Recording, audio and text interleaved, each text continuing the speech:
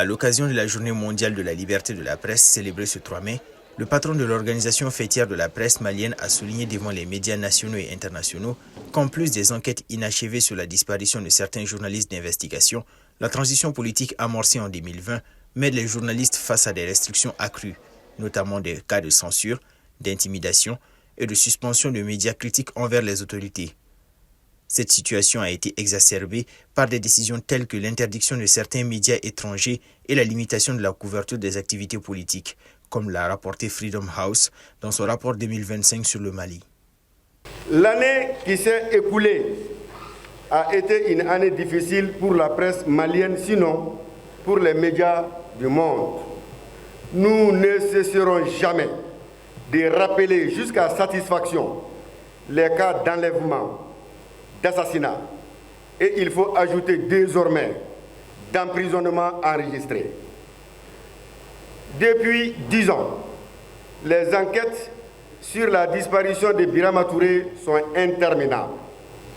Hamadou Niali Bouli et Moussa Banadiko sont introuvables. Alousseni Togo, directeur de publication du Canard de la Venise, est placé sous mandat de dépôt le 9 avril dernier et attend la suite réservée à sa demande de liberté provisoire pour l'audience du 12 mai. Aux côtés de la presse malienne, le directeur de la Maison de la presse du Sénégal a exprimé sa solidarité envers les journalistes maliens et annoncé des projets de collaboration visant à renforcer l'indépendance des médias dans la région, notamment à travers des programmes de formation, des échanges professionnels et la création de mécanismes de soutien aux journalistes en danger. Il est impératif de relancer, Monsieur le Président, ou créer une union de presse en Afrique face aux défis croissants donc de notre secteur, Monsieur le Président. Une telle initiative renforce nos voix et nos intérêts communs. Cela permettrait de mieux défendre l'importance du journalisme de qualité, de partager des ressources et d'améliorer la formation professionnelle.